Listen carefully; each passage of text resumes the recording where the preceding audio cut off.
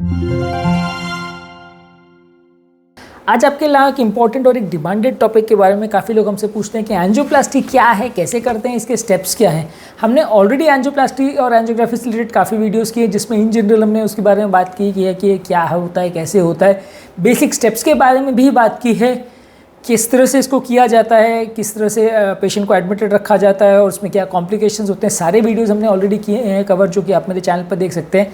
आज स्पेसिफिकली हम बात करेंगे उसके स्टेप्स के बारे में, किस तरह से right from admission to discharge क्या क्या प्रोसीजर के स्टेप्स होते हैं, कैसे शीट डालते हैं, कैसे हाथ पैर का सिलेक्शंस कैसे करते हैं, उसको प्रोसीजर को परफॉर्म कैसे किया जाता है और कितना टाइम लगता है। ये सारे टेक्निकल एस्पेक्ट्स पर आज हम बात करेंगे, लेकिन इन डिटेल इस पर बात नहीं की। और काफ़ी लोगों को ये क्वेरी रहती है, एटलीस्ट 80% ऑफ द पॉपुलेशन जो हमें प्रोसीजर करवाने के लिए हमारे पास आती है, उनको अवेयरनेस नहीं होती कि एंजियोप्लास्टी क्या होता है, इसमें इंसिजन होता है कि नहीं, इसमें चीरा लगता है कि नहीं, इसमें चीरफाड़ होती है कि नहीं, इसमें और बाईपास सर्जरी में क्या डिफरेंस है।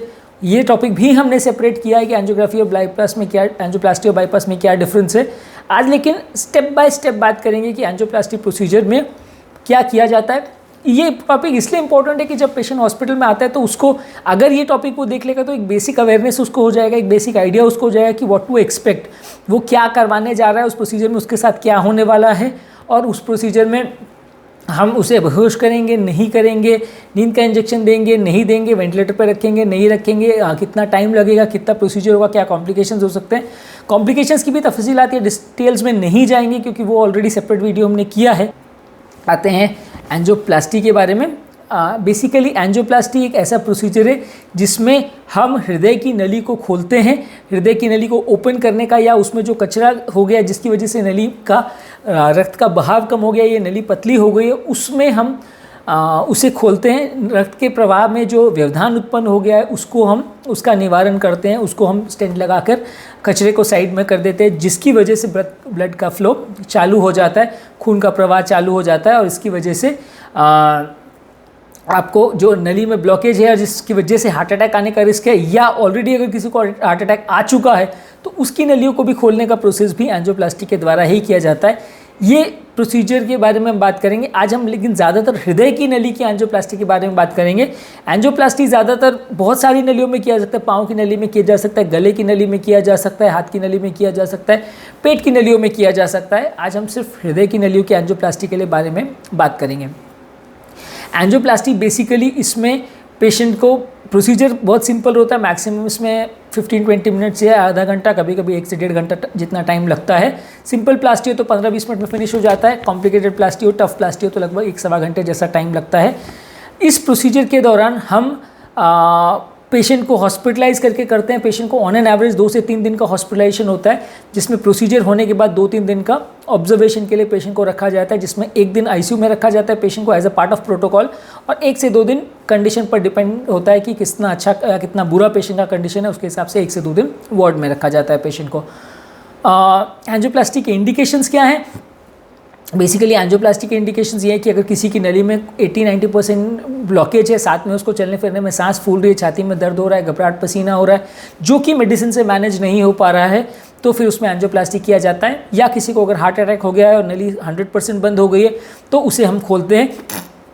किसी को अगर हार्ट के रिलेटेड सिम्टम्स हैं और जिसकी वजह से अगर पेशेंट की लाइफ कॉम्प्रोमाइज़ हो रही है, मेडिसिन से मैनेज नहीं हो रहा है, तो उसको हम खोला जाता है। बेसिकली ब्लॉकेज हटाने की, किसी भी कारण से अगर सिम्टोमेटिक पेशेंट को ब्लॉकेज हो तो उसको हटाने की प्रोसेस को एंजियोप्लास्टी बोलते हैं।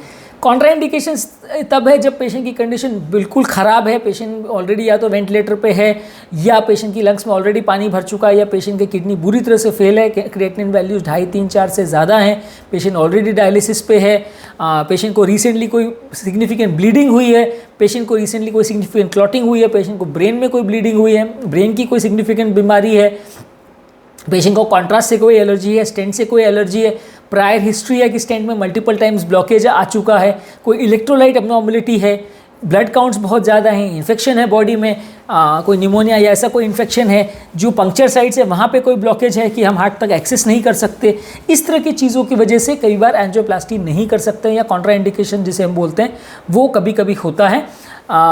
ज़्यादातर, लेकिन अगर कोई पेशेंट को इमरजेंसी है और पेशेंट की कंडीशन ख़राब है तो जान बचाने के लिए बाकी सब कॉन्ट्राइंडिकेशंस को इग्नोर करके भी कई बार किया जाता है ऑब्वियसली, लेकिन जब इग्नोर करके किया जाता है चीज़ों को तो रिस्क तो बढ़ ही जाता है, कॉम्प्लिकेशंस होने का, प्रॉब्लम्स होने का, मृत्यु होने का चांस बढ़ जाता है। बेसिकली अब बात करेंगे स्टेप्स के बारे में। इसके प्रिपरेशन के लिए पेशेंट को हॉस्पिटल एंजियोप्लास्टी से लगभग 1-1.5 घंटा पहले भर्ती किया जाता है। इस 1-1.5 घंटे के अंदर जो पेशेंट को हम एडमिट करते हैं उसके कुछ बेसिक ब्लड टेस्ट किए जाते हैं।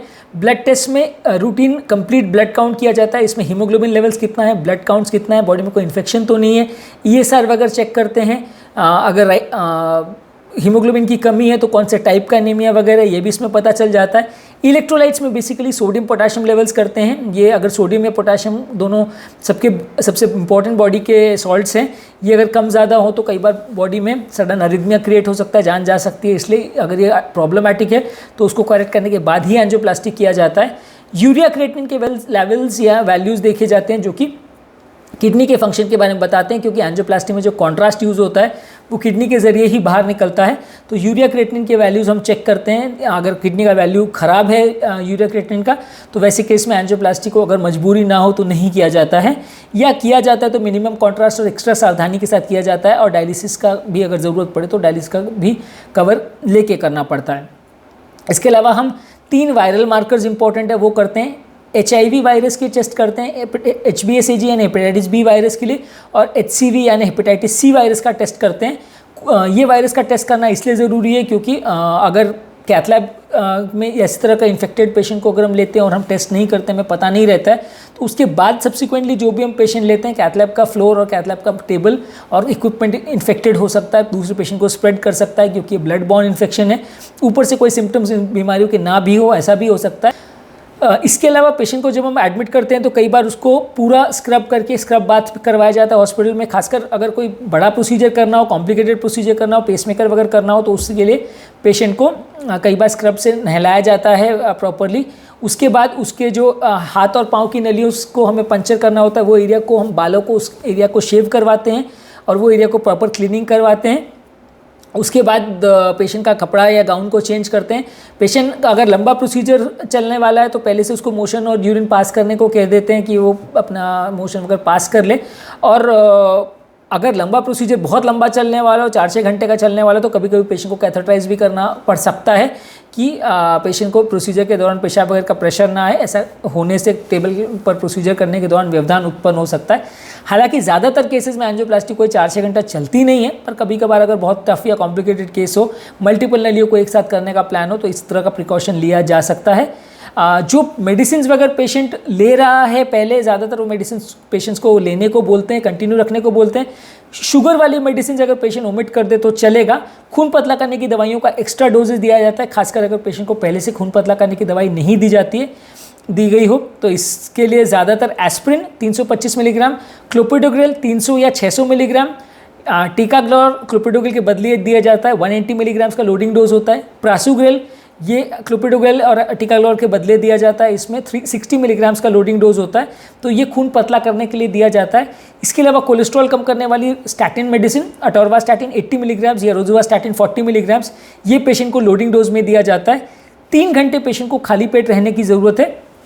पेशेंट अगर 11 बजे हमें एंजियोप्लास्टी करनी है तो पेशेंट को हिदायत दी जाती है कि 8 बजे के आसपास नाश्ता कर ले, उसके बाद कुछ ना ले, उस दौरान कोई जूस या कोई पानी वगैरह भी ना ले, क्योंकि एंजियोप्लास्टी के दौरान जो कॉन्ट्रास्ट यूज़ होता है उससे थोड़ा बहुत पेशेंट को एलर्जी होने का चांस रहता है, कई बार वॉमिट होने का चांस रहता है। अगर पेशेंट की एंजियोप्लास्टी के दौरान कंडीशन कभी बिगड़े या पेशेंट को कार्डियक मसाज वगैरह की ज़रूरत पड़े तो इस समय ये खाना अगर वो उसने लिया हो तो वॉमिट हो जाता है और वो सांस की नली में जा सकता है, जिससे एस्पिरेशन हो सकता है, जान भी जा सकती है। तो 3 घंटे एटलीस्ट खाली पेट रहने की ज़रूरत होती है पेशेंट को।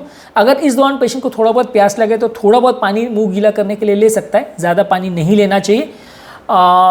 इमरजेंसी केसेस में जहां अगर पेशेंट इमरजेंसी में आया हो और जान बचाने के लिए इमरजेंसी एंजियोप्लास्टी कर रहा हो, वहाँ पे कई बार ये 3 घंटे खाली पेट का इंस्ट्रक्शंस नहीं फॉलो हो पाता है, क्योंकि ऑब्वियसली 3 घंटा लेट होने में तो पेशेंट मर भी जाएगा, तो इसलिए उतना वेट नहीं कर सकते। वैसे केस में हम मोशन बढ़ाने वाली दवाइयाँ या प्रोकाइनेटिक ड्रग्स जिसे बोलते हैं कि गट की मोटिलिटी को बढ़ा के वो फूड को आगे पास कर दे, और वॉमिटिंग कम करने वाले इंजेक्शंस, ये पेशेंट को दे के उनके कवर में कभी कभी इमरजेंसी में एंजियोप्लास्टी करना पड़ता है। पर ऑब्वियसली इसमें थोड़ा सा एस्पिरेशन होने का या वॉमिट होने का रिस्क बढ़ तो जाता है।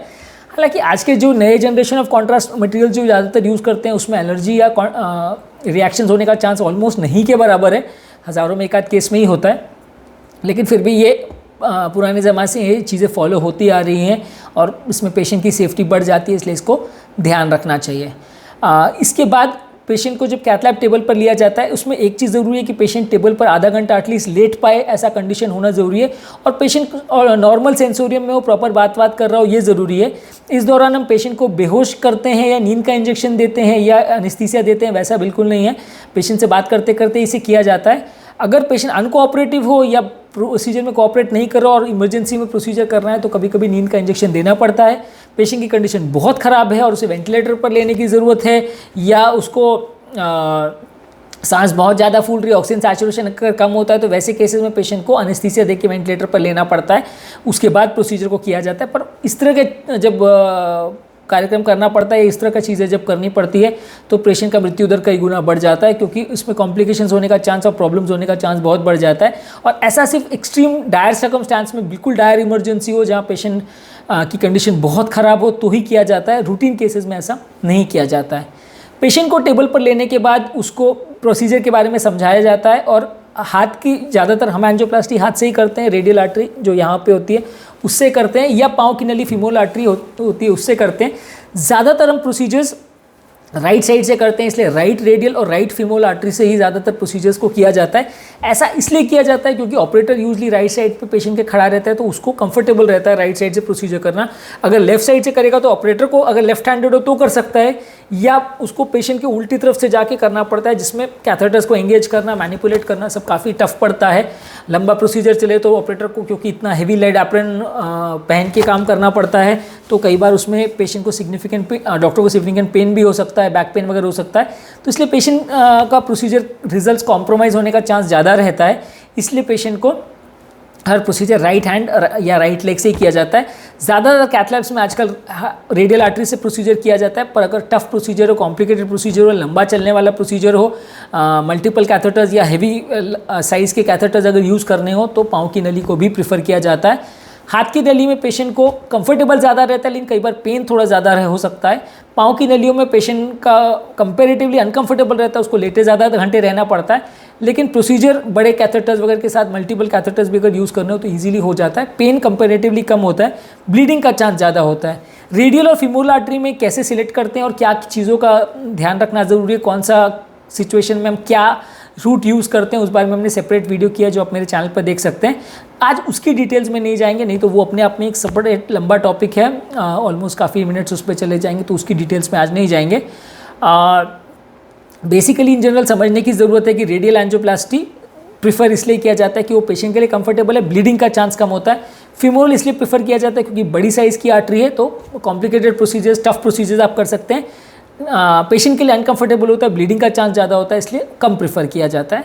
इसलिए पहले ट्राई हाथ से ही किया जाता है। अगर कोई कारण से कॉम्प्लिकेटेड हो या डिफ़िकल्ट हो या कैथेटर बैठ नहीं रहा हो तो पाँव में भी स्विच किया जा सकता है। इसलिए दोनों रूट्स को प्रिपेयर करके रेडी रखा जाता है, क्योंकि ऐसा नहीं हो कि अपने हाथ से सडनली नहीं हुआ और फिर आपने टेबल पर डिसीजन चेंज किया कि नहीं पाँव से करेंगे, तब वो एरिया प्रिपेयर्ड नहीं हो, क्लीन नहीं हो, शेवन नहीं हो तो लेट हो जाए प्रोसीजर के लिए, इन्फेक्टेड हो जाए चीज़ें, तो उसके लिए हाथ और पाँव दोनों ही एरिया को क्लीन शेवन करके रेडी रखते हैं प्रोसीजर के लिए।